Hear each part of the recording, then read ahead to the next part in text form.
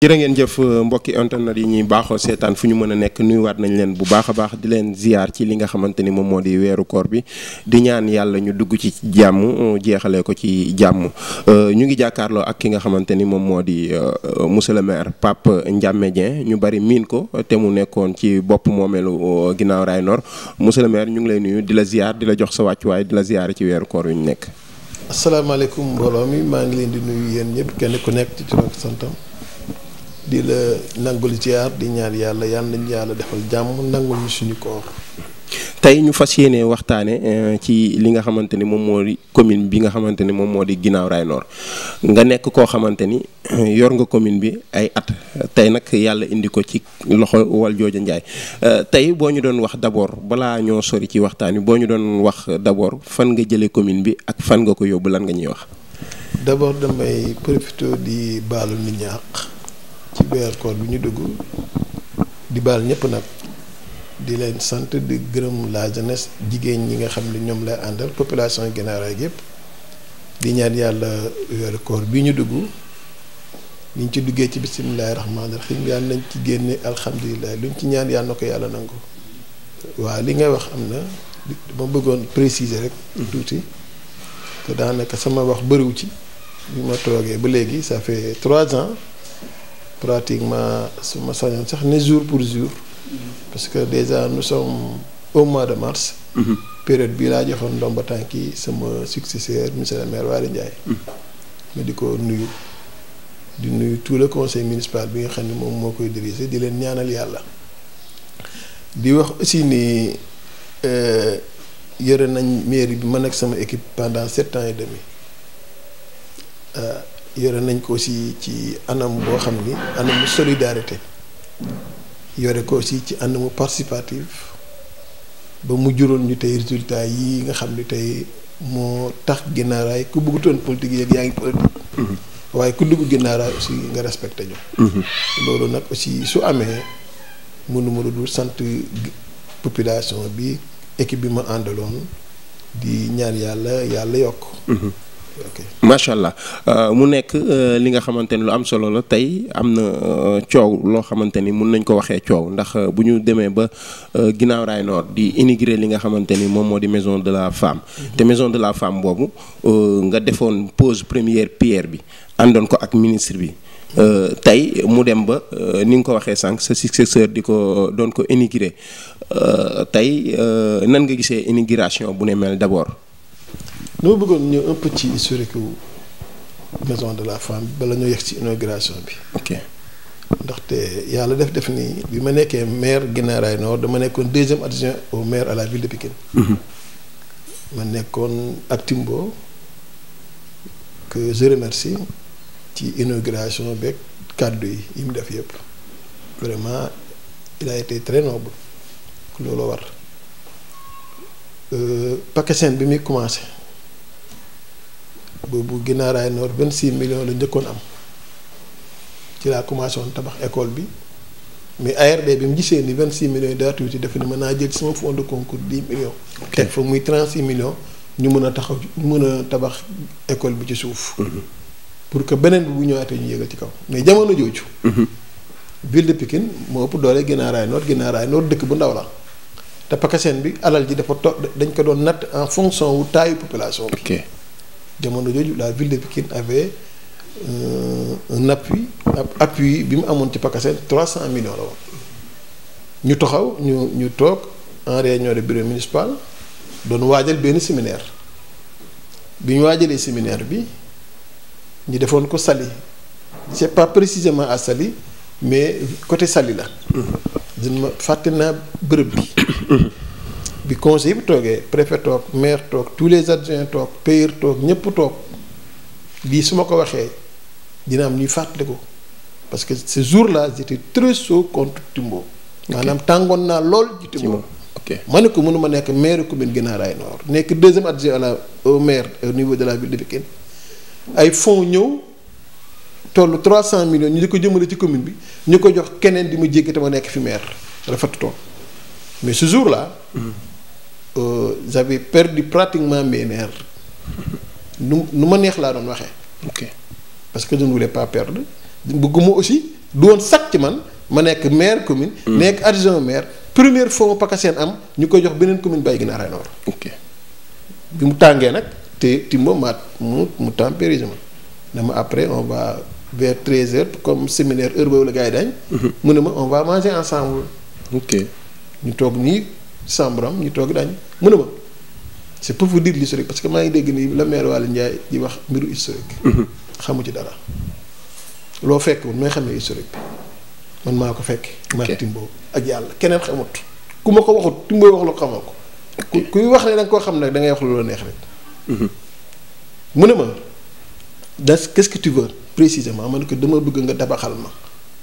mu ne ma la maison de la jeunesse nga bëgg wala maison de la femme fekk ci sama kii plan quinquennal Guinaw Rails commune bu nekk ak ARD.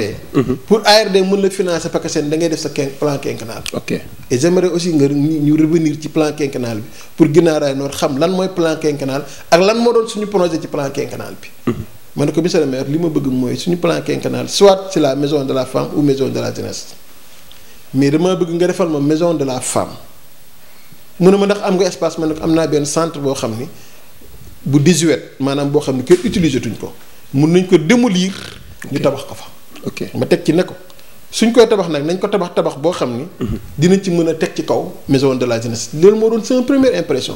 parce que dama bëggoon kii bi nekk et pour la femme et une maison de la femme et maison de la jeunesse. ok ñu gis ni aussi suuf si xam nga bërëb boobu ku wax yàlla ku xam Guinaw rek xam ni ay jamono. Fara dadaa bëri ndox. bërëb bi dafa yàqu woon. ok il a fallu gars yi ñu décaler le sable mort sable bi nga xam ne mooy yokk dañ koo dindi pour mun cee tabax étage lii mooy indi étage maa ngi koy dégg mu wax dañ ci tabax tim heureusement sax fii def ni Timbo nee na. cela veut dire que moom xamu ci dara. ok ñu tabax ko maison de la femme léegi Timbo ne ma dinaa tabax de 300 millions yi mënuma tabax maison de la femme. tabax inspection académique bu Pikine. ba pare di la équiper. ma ne ko d'accord man dinaa équiper. ok j'avais 2 options ci équipement bi. ok pour vous dire l'historique que Guinaw Rails xam l'historique. j'avais 2 options ci équipement bi. ok benn option bi moo daan APIX m'avait promis 100 millions. APIX m'avait promis 100 millions. ok yaa ngi may dégg. 100 millions yooyu dama waroon na yokk poste de santé bi dugal fa 30 millions. pour trois blocs. ok ñoo xam ni c'était une demande de l'infirmière de poste madame Ndiaye elle est là. ok on pourra lui demander. ba pare ñu ne 30 millions pour équipement yaa ngi ma gis non 40 millions pour équipement. ak beneen 30 millions boo xam ni ay mini foot la. ok mini foot boobu benn moo doon dem mango gi benn manko benn jokko. je crois que am na ñu bëri waxtaan naa ci ñoom ci yooyu. on avait prévu 40 millions pour équiper le poste de santé mais ci kaw bu fekkoon APIX moo koy finance. mais quand j'ai vu que APIX a tardé te maison de la femme bi mi ngi pare ma def une commande avec la ville ci suñu xaalisu PACASEN une valeur de 18 millions. 18 millions laa ci def 18 millions yi le matériel est là. c'est bon ñu xam. matériel socio-culturel la. maa ngi dégg maire bi ni doom bi ñu ñëwee. gisuñ fi benn matériel bi ñu xam ni dañ koy bind maison de la femme. munu kooku boo jàngul doo ko xam. moo tax quand il dit qu'il est ingénieur il y a pas un ingénieur qui n'a pas fait la comptabilité fooy jàng ci école dañ lay jàngal comptabilité quel que soit nag. la ngay jàng quel que soit filière bi nga jël. en matière de comptabilité man politique bi man population bi mun naa ne maison de la femme laa bëgg mun naa ne maison de la jeunesse laa bëgg. mais du point de vue comptable. dans la rubrique comptable maison de la femme amu fa lii moo fa am équipement socio-culturel. ce qui veut dire que équipement socio-culturel. boo bindut équipement socio-culturel. boo demee pire du ko fay ndax xamul maison de la femme. pire équipement socio-culturel xam. même pour la maison de la jeunesse. tey ji moom. man maa sama projet de la maison de la jeunesse c'est moi qui ai laissé l'argent là-bas. 41 millions. mairie bi 51 millions 91 millions. lu leer laa leen di wax. Et cet argent-là était disponible dans les caisses du Trésor pour la commune de Guinaw Rails Nord le 31 mars 2022. bi ñu ma wàccee. ok maa ngi ñëw je crois que c'est important ñu régler. parce que damaa dégg ni moom nee na amul ñoom bi ñu ñëwee fekk nañ fa matériel. kon déjà ñun suñu matériel maa nga fa. mais nee na matériel bu ñu bind maison de la femme moo fa amul. waaye su ma nee ingénieur la te mu jàng comptabilité war na mën a xam ni c'est pas du les noms qu'on entend là. du yooyu mooy nekk ci rubrique comptabilité bi la fa nekk équipement scolaire équipement socio-culturel. ok tey jii valeur 18 millions laa fa yóbbu. ok valeur 16 à 17 millions aussi laa yóbbu ci école bi. il avait fekk nañ fa 2 sortes de matériel bii lii vous pouvez prendre ça. ngeen zoom ko ngeen envoyé ko bàyyi naa ko ci mairie bi. ça c'est pour la maison de la femme. Tout cela était disponible. L'objectif, c'était quoi? Pour que les femmes de Guinaw Rails, qu'elles soient autonomes. L'autonomisation d'une structure, l'autonomisation d'une personne. Vous savez, qu'est-ce que cela signifie? Manque d'autonomisation sans pourtant qu'il ait une idée, sans pourtant qu'il comprenne le concept de l'autonomisation. Parce que c'est mon objectif. Moi, les femmes de Guinaw Rails Nord, une fois que la maison est déjà construite, nous pouvons démarrer absolument. Financièrement. Nous pouvons démarrer sur le plan de la capacitation.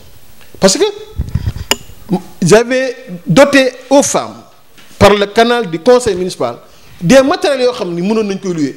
Ce que je fais, les bases font polémique. Alors que les bases, c'était pour que les gens puissent louer. Il y avait 216. Ok. 216 pour les femmes pour ñu di ko mun di louer matériel bureautique xoolal même ay kuddu ay toggukaay ay bool ay cin lépp jëndaloon naa ko jigéen ñi xam nga pour lan la. mun nañ koy louer mun nañ ci liggéey pour que bu ëllëgee pour que mu nekk alalu Guinaw Rails non. absolument si nga au finish c'est des agents des agents yi nekk mairie bii c'est des agents que j'allais affecter là-bas. Ça ne me coûterait rien ça ne nous coûterait rien de. En tant que maire, j'avais prévu de doter à la maison de la femme des agents de la ville. Il allait y avoir un conseil d'administration. Absolument. Vous savez ce conseil d'administration? Les gens qui composé. Ils sont patron du conseil maison de la femme. Mais les agents, ils sont appelés agents de la mairie. Okay. Ces agents de la mairie-là, ils sont déjà payés par la commune. À quoi? Parce qu'au finish, c'est maison de la femme, à un moment donné, même le coût de l'électricité, le coût de l'eau, nous avons en charge. Tant que les femmes ne parvenaient pas à prendre en charge le coût de l'eau, le courant, l'autonomisation, le concept de atteindre. Donc, lolo, moi, je sais pour la maison de la femme. Tenant,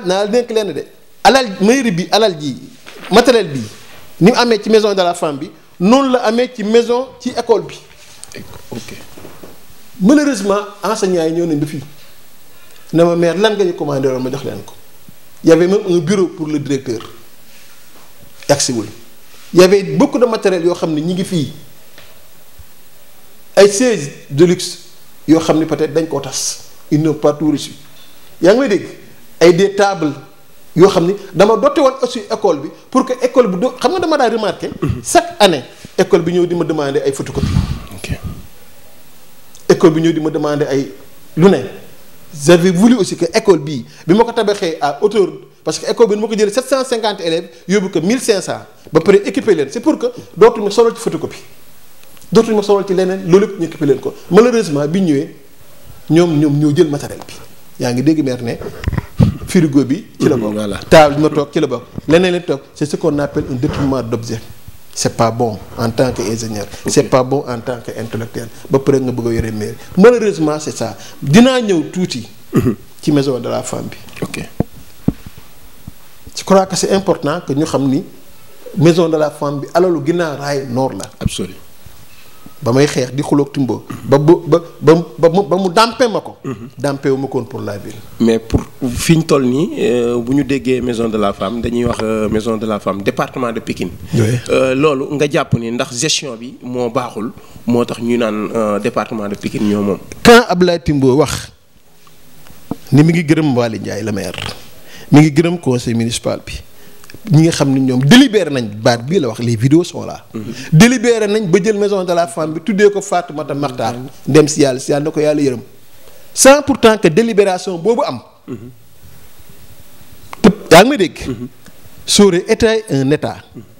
dañuy wax ni c'est une haute trahison Waly Ndiaye a trahi Guinaw Rails Nord. mais monsieur le maire nee na tuddee amagul nit ñi ñu ngi koy wax mais tuddee amagul.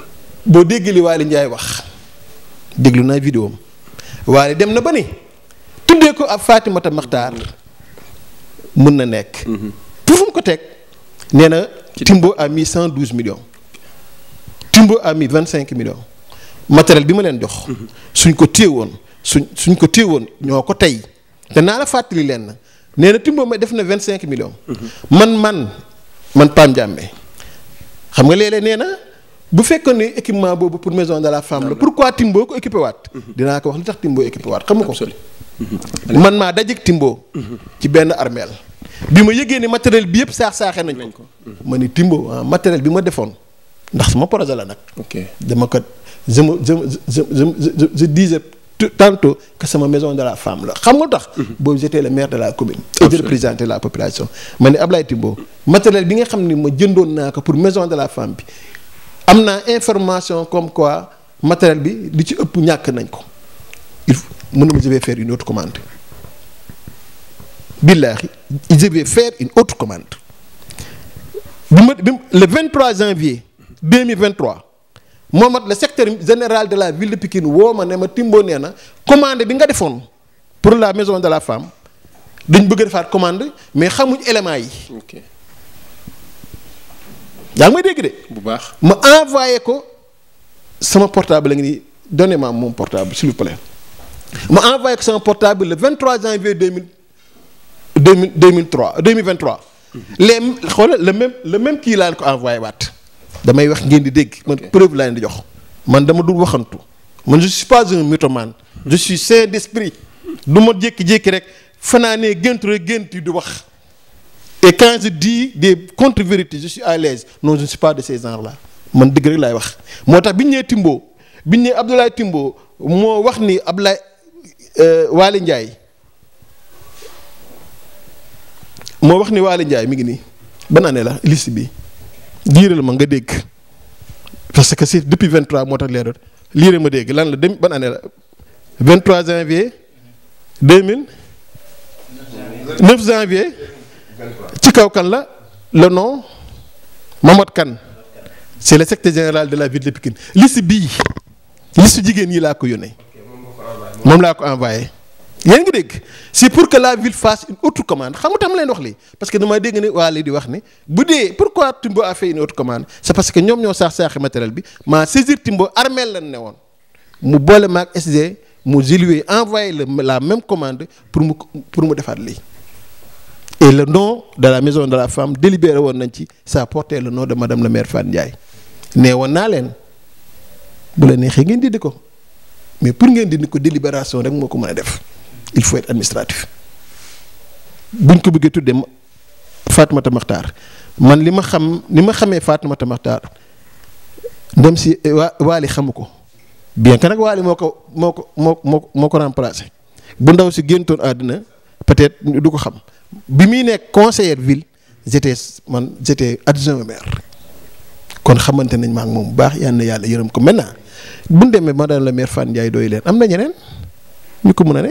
te attention Nogoy Bey elle est là lan la defut ñun suñu dynamique tuddee nañ Nogoy Bey Galaajo tuddee nañ ko centre commercial bi Ndiaga Seck le centre de formation Gorgui Daouda Fam centre artisanal defe naa ne sa kilifa la doyen Nguy Thiam sa papa la. ça tombe bien moom lañ tuddee woon gare routière bi je ne savais même pas que c'est ton père.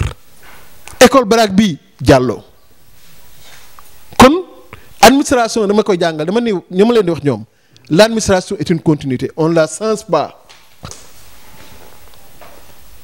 L'administration c'est une continuité on la change pas comme ça comme nu la neexee lu dëgg parce que yow boo changé ëllëg keneen mën na ñëwaat changé il ne faut pas que cette culture damo ñag laa ñu koy dugal ci administration la salle de fête bi ñi nga xam ne moo nekk ñoo ko defar ñu tuddee woon ko doyen Ngalandou amul lu ñu fa tuddee wut. je crois que ñoom li leen waroon mooy ñu sant ñu gërëm ñu. ñu sant ñu gërëm ñu je crois que si tu as d'autres questions maa ngi fi mais j'ai d'autres choses aussi à dire. je vous remercie. voilà muy lu am solo. léegi ñu des ci li nga xamante ni moom moo di maison de la femme bu ñu sukkandikoo ci li nga xamante ni moom mooy maire bi fi nekk wala jooja. mu ngi wax par rapport ak yi nga xamante ni matériel yi nga xamante ni occupé woon nga ko te nee na matériel yi dañ ko indi woon ci mairie bi rek mais taxu ko woon jóg maanaam maison de la femme bi taxu ko woon jóg tey bi ma ko laajee li nga xamante ni moom moo di 200 chaises yi nga xamante ni amoon jëndoon nañ ko bokkoon na ci matériel yi nee na dañ ko distribuer yenn yi mi ngi ci mairie bi yenn yi mu jox ko école bi ndax loolu da nga jàpp ni manque de respect la ci li nga xamante ni moom moo di ni ñu koy waxatee ci li nga xamante ni moom moo di commune.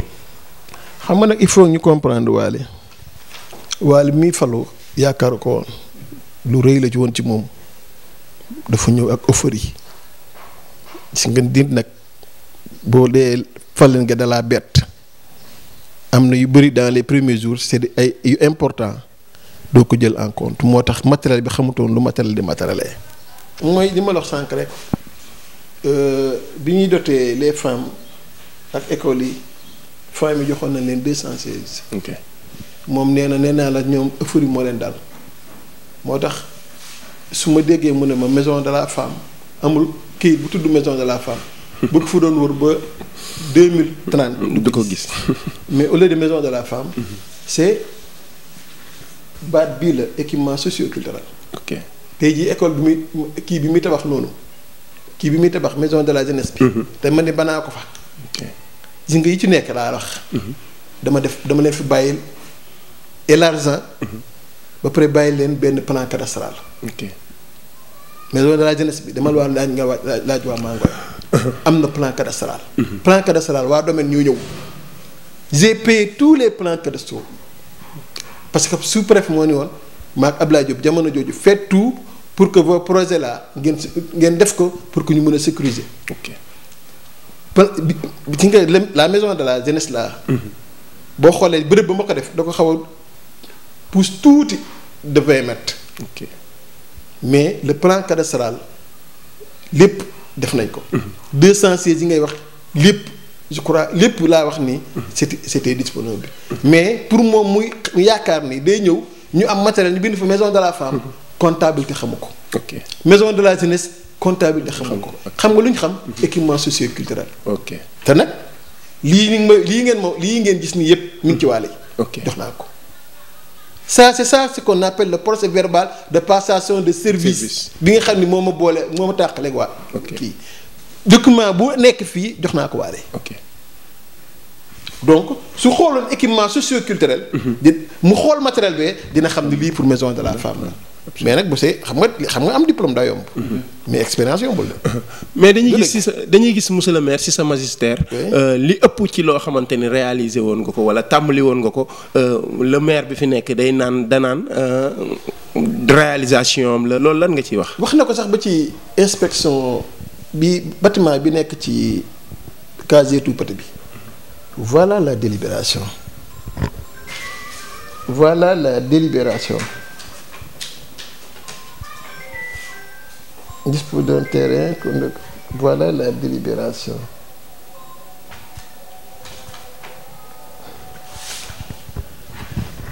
ngeen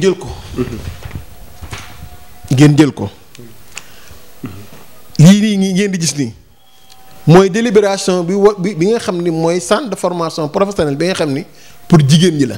ok man ak ministère de l'éducation ak l'inspecteur départemental de Pikine un certain Diallo qui est allé en retraite man maa délibéré pour la construction de ce centre de formation pour rappel Guinaw Rail dañu am centre de formation boo xam ni pour maçon la pour menuiserie yaa ngi may dégg pour mécanique lii man ak inspection académique bi départementale bi ñoo ko lijjanti ba ma délibéré mais xanaa ko délibéré sa projet la kii yaa ngi ni mettez tout sur dafa jot nag ndax Waly moom bëgg moon wax ak moom je voulais le mettre à l'aise mais il est temps que ma wax mettez tout pour que population bi xam ni yëpp samay projet la maison de la jeunesse bi man maa la ko wax yaa ce qu'on appelle am na lu tubaab di wax la situation de trésorerie.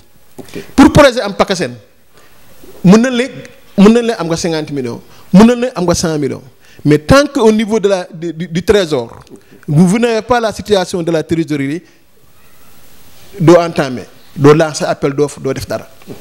Le 31 mars mois de mars laa jox ndomba tànk yëpp Wally. Le 31 mars l'argent était disponible dans les caisses 91 millions. bii moo tabax 50 yi ñoo réhabilité la commune. Les 41 millions c'est pour la maison de la jeunesse. Dans l'espace d'1 mois Wally mën na fi liggéey loolu xel nag boobaa nañ bàyyi population bi ñu xel ndax dans l'espace d'1 mois PACASEN au minimum ça dure plus de 6 mois ndax 1 mois Fally mën na fi am xaalis PACASEN leneen li nga xam maa ngi ko dégg barki démb mu ne même corbillard bi mais xam nga lan yàlla moo ma àttee ak Wally ci corbillard bi Wally di fay corbillard bi xam nga kan la ko fay sama fournisseur bi nga xam ne moo waroon indi corbillard bi da ko njëkk a indi mu am aspect technique ARD ne ma nañ ko delloo mu indi beneen xam nga tout était là-bas pour ma fay ko gis nga ñoom bi ma ñëwee ñu changé xam nga ku ñu fay ils ont payé au fournisseur bi nga xam ne maa ko jëloon pour corbillard bi 28 millions 400. Ok je parle mi dégg 28 millions 400 la ñu waroon fay seen waajee ñu juum 28 millions 400 mais comment on peut payer quelqu'un un virement te ay dossier am newul ci mairie ba xel nangu na ko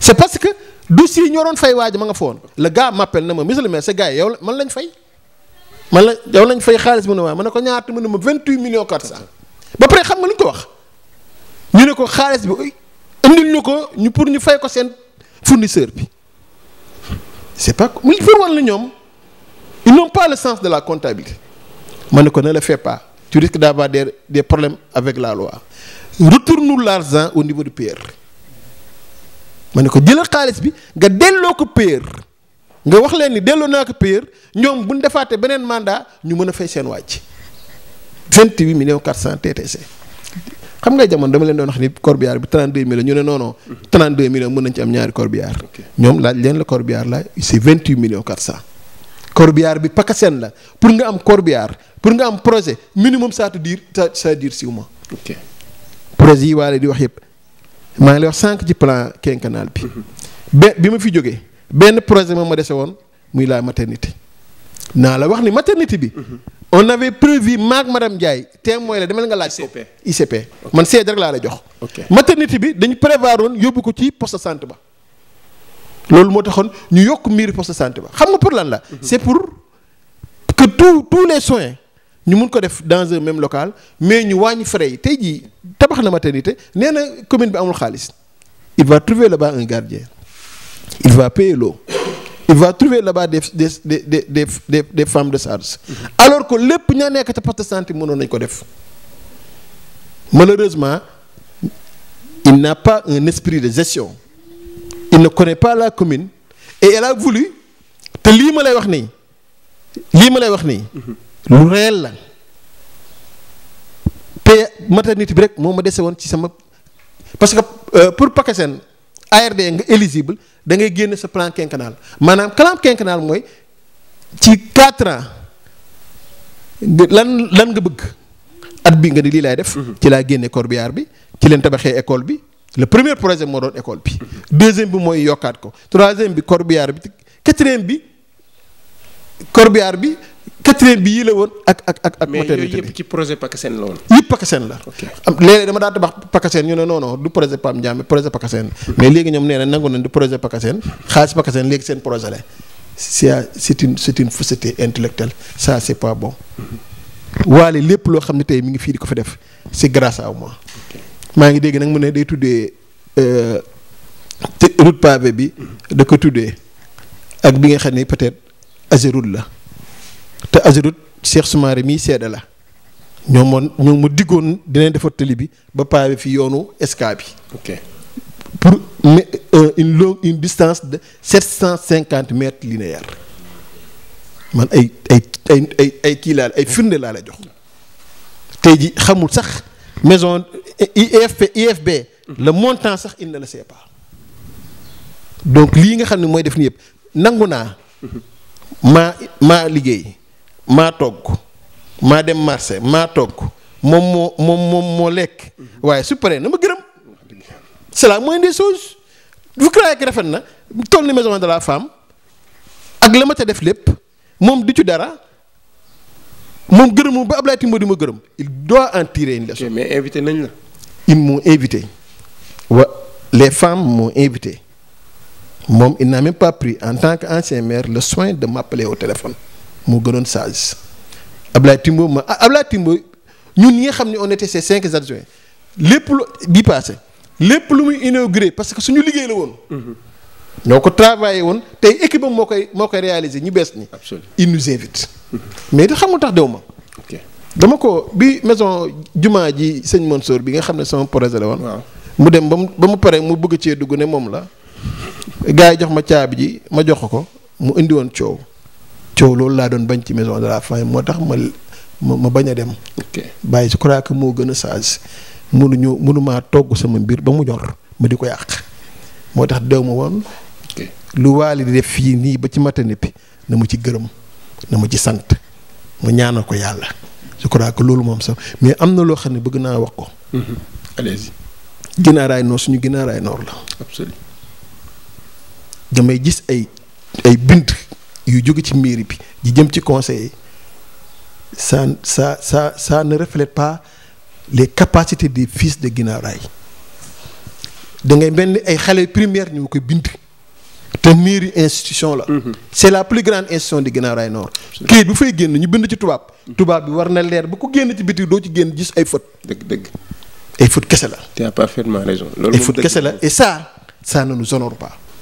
ba ma fay nekk du génn du ma fa gis loo xam ni buñ génnee ñu rusloo ñu. malheureusement nag son administration c'est de la racaille. et cette racaille là moi je ne l'utilisais pas mais cette racaille là moom lay utiliser comme haute administration alors qu'au niveau de la commune il a des intellectuels qui sont sous-utilisés et qu'il pouvait utiliser. monsieur le maire mu mel ni dañuy waxtaanee li nga xamante ni moom moo di commune bi te gis nañu maanaam ancien bâtiment bi nga xamante ni fi la maire bi nekkoon mairie Thiaroye nekkoon fi mu nekk bâtiment boo xamante ni daanaka mun nañu wax ni sax bâtiment bu màgget la ndax gis nañ tout récemment rek am na ci benn pàcc boo xamante ni wàcc na bâtiment boobu ci sa magistère nan nga ko yoree woon. Bâtiment boobu dafa am ay jamono en 2014.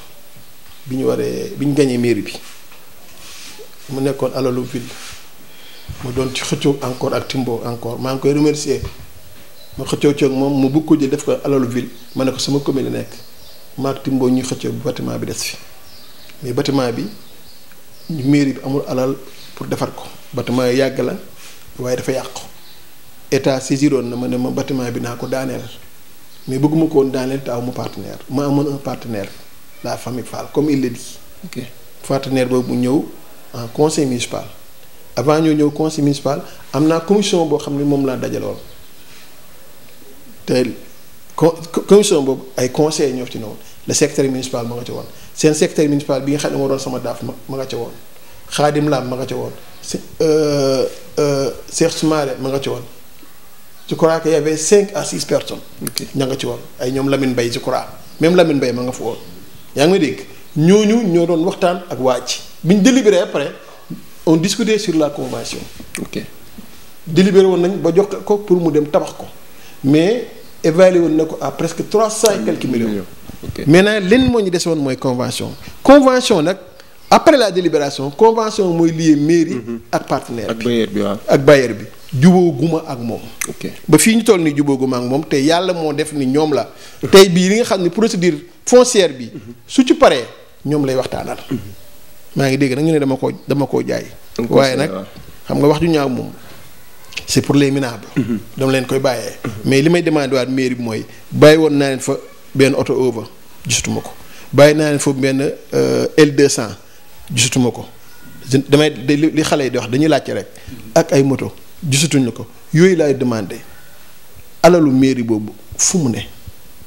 je crois que loolu lu am solo mais léegi ma leen dégg ñu wax ay mbiru cantine yi su ma xamoon ñoom nii sax lañ ci waxee jamono dama cay nekk la ma yoon mayoon laay def yoon moo ma ne woon naa attribué 50% 171 mais ma bañ man personnellement en tant que maire attribué 71 te ci 71 yooyu préfet moo ne woon les 45 plus de 45 préfet moo ne woon naa la ko jox këyit yaa ngi fi këyit boobu nga xam ne préfet moo ne woon naa joxe cantine yooyu yóbbu naa ko conseil municipal ba conseil municipal bi délibéré ko. kon wàcc naa après ñi nga xam ne sax lan lay jox les 71 attributaires là la liste là sous préfet moo ko signé. man ma préfet tout est là waxuma sax ñu ne commission d' enquête ils n'ont qu'à trouver une assemblée générale d' enquête c' est pas mon problème donc damay demander waa Guinaw Rail l' équipe là c' est une équipe à surveiller le maire là c' est un maire à surveiller waaye du ma fàtte aussi que la haute trahison bi ñu Wally def ci suñu maison de la femme bi. c' est un questionnement c' est une question que je repose au conseil municipal nañu ci édifier ndax ñoo ci ànd ak Wally wala ànduñ ci ak Wally je crois que question boobu rek laay laaj. macha allah je vous remercie. mu mel ni li nga waroon wax yëpp wax nga ko ñu sant la bu baax ci disponibilité bi nga am ci ànd ak ñun entretien bi nga xamante ni loolu yëpp ci wàllu éclaircissement la yaakaar naa lépp leer na comme ni nga ko waxee rek ak ni nga xamante ni noonu la maire génnee woon wax ay projet am yow it génn nga démentir ko indi say kayit ak ay firnde léegi nag li des mooy ñun ñu bàyyee askanu Sénégal ñu daal di juger. waaye bëgg naa. que population Guinaw Rail conseil municipal 2 points rek je termine. allez-y. bi ma fi bàyyi fonds de concours Guinaw Rail Nord. c'était à 27 millions. ok ñun ñoo xeex ancien maire ñun ñoo xeex ba chaque année état day yokk fonds 1 million lay yokk fonds de dotation par année 2022 c'était 27 millions 26 à 27 millions 2023 27 à 28 millions 2024 28 à 29 millions. tey jii boo ko xoolee Guinaw Rail Nord bu mu fi jógee léegi ci fonds de concours au minimum y a 78 millions yu fi dugg. ndax feeñ ci population bi. di nga ñu ne ay canal yi fi nekk yëpp bu la nee def nañu canal. li fi nekk yi nga gis canal yëpp à part mes 3500 mètres linéaires yi ma fi bàyyi CSE moo ko def tey Guinaw Rail ñëpp xam na li fi CSE def. donc. ana suñu 78 millions yi ça c' est une question que je pose au maire. et au conseil municipal. incha allah te naa leen dénk leen. comme Waly Ndiaye moo ne Timbo c' est des questions que je pose au conseil municipal. bii mooy ces 78 millions au minimum des fonds de concours étalés sur ces 3 ans à raison de 26 27 28. fu ndax population bi gis nañ ko ci Guinaw Rail buñ ñu wax ay mbiru CSE li fi CSE def lu am solo la. la deuxième question. maa ngi la koy wax ni c' est une trahison que le maire a faite. c' est une trahison de la commune. jël suñu maison de la femme. tuddee ko keneen ku dul doomi Guinaw Rail Nord sans délibération nga wax ko Timbo mu wax ko Timbo gërëm conseil municipal ne délibéré nañ jël nañ li tuddee ko nee tañ am yeneen doomi Guinaw Rail yu ko mën a jël. quand le maire se permet de le faire sans consulter les conseils municipaux sans consulter le bureau municipal c'est une haute trahison ñi ngi xool nag ndax conseil municipal bi dina ko suivre sur cette haute trahison au cas échéant que le conseil municipal nous édifie mais mënuma nangu man Pam Diamé kii ñu koy tuddee xam naa ko yal na ko yàlla yërëm ñu koy tuddee keneen ku du doomi Guinaw Rail Nord.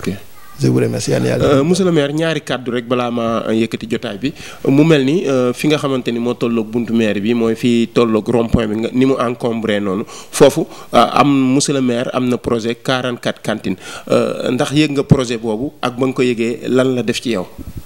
yëg naa projet boobu boo ci sax ma lay wax mbind mi jóge ci mairie bi di génn c'est du rabais baat tubaab laa lay wax. te ça ne nous honore pas bind bi ci moo bëri faute le contenu bi nga xam ne moom lay wax ni mooy soi-disant convention boobu c'est vide maa ngi dégg léeg-léeg ñuy wax ay 20 ans maa ngi dégg léeg-léeg ñuy ay 50 ans je crois que la convention war na nekk leneen lu dul loolu. te nag naa leen dénk leen. su buggee projet bi àndu. nda waxtaan ak population bu juboo su waxtaan ak population bu juboo ci kaw mu waxtaan ak population bu juboo boobu nañ xool ñun suñu intérêt parce que maa ngi doon toog ak kenn ñuy xool di calculer li ci commune bi di am par mois li ci commune bi am par an li ci commune la kay war a mën a am le gars là peut avoir plus de la moitié que nous c'est pas bon mënuñoo joxe suñu site tey ji 40 cantines 44 cantines maire bi war na mën a wut beneen partenaire boo xam ni da koy tabax jox ñu ko ñu fay ko mais kii si on doit étaler ça sur 100 ans sur 50 ans ñun ñooy perte l'année il faut que ñu xool les recettes yi dugg ci at bi ci commune bi recettes yi dugg ci partenaire bi ci commune bi mais am na benn calcul bu ma doon def ak kenn munu boo ko doon xool 4 parties commune bi 1 lay am c'est pas bon leneen li nga xam ne gën a am solo te ñoom defoon nañ ma ko man duma leen ko def fii laa ko waxee ba may amee samay projet dañ daa dem ci nu mu tuddati dañ daa dem Descos aucun maire ce projet là c'est pas un projet communal ce n'est pas un projet public c'est un projet privé ndax suuf lañ jël jox ko un homme privé bu fekkee c'est un projet boo xam ne public la ou projet communautaire Descos mën na sëgg mais bu fekkee projet boo xam ne dañ ko jël keneen lañ ko jox mu ci am ça devient un projet privé donc kooku day wuti autorisation de construire. ok alors que bu dul loolu la commune mën na bañ a wuti autorisation de construire bu fekkee le gars là dafa war a dem wuti autorisation de construire fi mu war a jaar yépp d'abord moom mi ngi ne xam nga ñeen dañuy séddewaa ci espace bi mais APEX n'a pas encore cédé l'espace à la commune yow bala ngaa séddee ñu séddee la bala ngaa séddee nit pour mu liggéey la que APEX séddee la APEX bi muy séddee centre commercial bi daf maa bindal kayit ne ma délibéré war na ni ñun jox nan la APEX def la gu ko la commune doit attendre que APEX fasse cela bu ko defee pare nag mu toppaat beneen procédure jaar cadastre jaar domaine jaar urbanisme ça prend du temps. Mais on peut épargner ça à la commune bu ko bëggee nag bañ a jaar foofu yépp na jubóog population bi ba Descos du fi ñëw parce que bu Descos ñëwee autorisation de construire la lay laaj te fi mu war a jaar pour am ko yombut nangu naa ñu tabax ay cantines ci commune parce que comme ni mu ko waxee commune bi amul xaalis. waaye nañ koy tabaxee na jëriñ commune bi mais na ci waxtaan ak population bi ba nga xam ne boobaa beneen problème du am mais nii mu gisee seen convention bi des na. merci beaucoup. je vous remercie. jërëjëf sant ko gërëm ko moom Pam Ndiamé Dieng nekkoon maire Guinaw Rails Nord di ko jaajëfal bu baax a baax ci disponibilité bi ñu may ci entretien bi yéen mbokk yi booy leen di continuer di abonné dañ leen di jox dox daje incha allah beneen gan ak beneen jamono jërë ngeen jëf.